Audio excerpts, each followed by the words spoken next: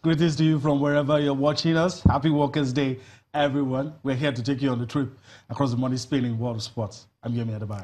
And I'm Cecilia Omogbe, and where we're starting from this morning happens to be with the Channel's National Kids Cup. 32 schools have been cleared to take part in this year's event. All of them, they're ready.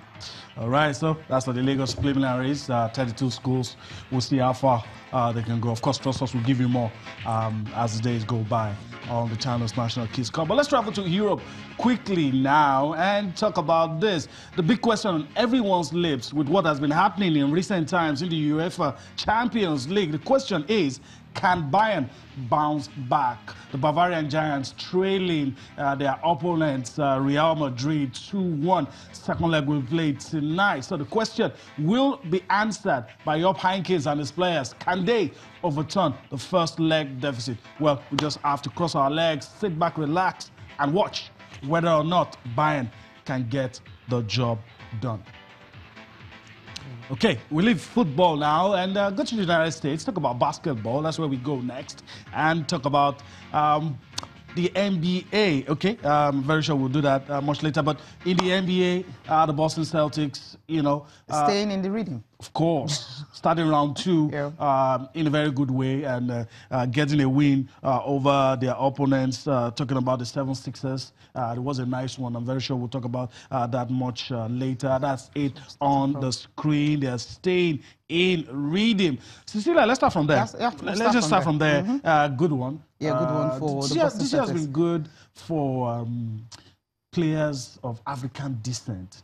Even though the one we're talking about today is on the losing side, but he's been good. The process has been wonderful. But then for the Boston Celtics, no one actually gave them a chance. Sometimes some teams just have a way of disappointing those that think they cannot do it. Yes. This particular one, 76ers had it all in their hands. But you know, when you ball hard and you play hard, and that's what Celtics did on the night to win 117 to 101 against the 76ers. And Marcus Smart was the guy who scored all 9 of his points in the third quarter, and that was really what helped them to take game 1 of the Eastern Conference semi-finals series. But then the thing is, in Thursday game 2, we'll be back. We'll see what if 76ers can actually bounce back, because Terry Rozier, you know, scored a postseason high of 29 points, 11 of 18 shooting to go with 8 rebounds and 6 assists. And he was just the man of the moment, just scoring. A couple of guys came in with heavy points as well.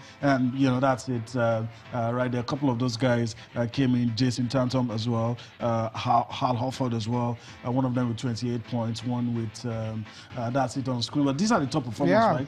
Terry Rozier and, of course, Joel Embiid. You know, you talked about him, the process. Philadelphia 76ers, 31 points, 13 rebounds, and 5 assists. But that was huge, but it just wasn't enough. But then this man, Terry Rozier, I didn't see this coming, having 29 points, 8 rebounds, and 6 assists. I mean, that's a postseason high for him. For the Celtics, you know, we know that they're ravaged by injuries and all that. Missing some key players, Jaylen Brown not being there. But then the way they responded, more like their best offensive performance of the postseason. So a good one for Celtics. Yeah, for Joel Embiid, well, I guess the supporting cast wasn't enough. It was the highest scorer on the night. You know, plays in this position as a center for the Sixers, and but for the Boston Celtics, you have other guys who came in with 28 points, 27 points, and that helped a lot.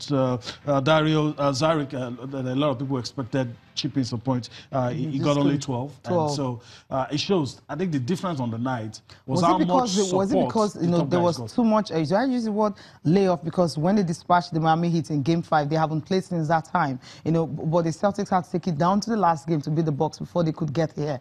Maybe they were a bit relaxed. No games and all that. It cut both ways. It cut both ways. You can also look at it as if they had lost, you say, oh, okay, because they didn't have much time to rest. They just did, their own round 1 stretch to Game 7, and that's why they look the way. I mean, it cut both ways. But good victory for the Boston Celtics. We'll see how far. Whether or not this is going to be a stretch, I think it might be a stretch because it's second against third on the standings in their conference. So we'll see what happens. I'm not putting my money on anybody.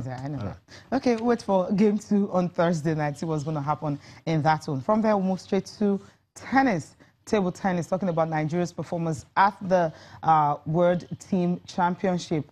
currently going on in Sweden for Team Nigeria. Well, it was another good one. They've won 2 games now, beating Argentina. You know, I don't know, Quadro was talking about how tough it's going to be, talking about Horacio, who is a tough guy, but somehow they were able to beat Argentina 3-1. So you would say it was a good one for them on the day. And Egypt again, losing. But then let our focus be on our Nigerian team that are trying to get into the championship division. We're tied with Slovakia now, you know, on the top of the group. We're going to play them today.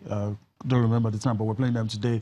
Good one. Our boys got the job done, defeated their opponents, you know, defeated Turkey. Now Argentina. We'll see what happens with Slovakia. And, you know, they came to the party. I mean, when Torreira narrowly lost, a lot of people had their hearts in their mouths. My heart actually stopped. But I don't know, Kodri and Olajino Motayo stepped up, and that's why we had that victory over the Argentines. So we'll see what happens. I'm hoping that Slovakia too will go the way of the others, and we'll top that group, and you know, get whatever benefits comes from you know, topping. But good performance from our team. For the Egyptians, well, because we have to talk about them. Second loss, in spite of some very, very good performances from Omar Saba.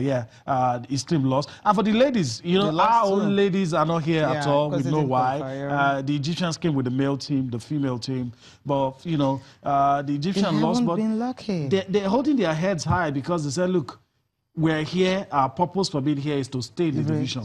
We're not trying to punch above our weight. We're just trying to stay in the championship.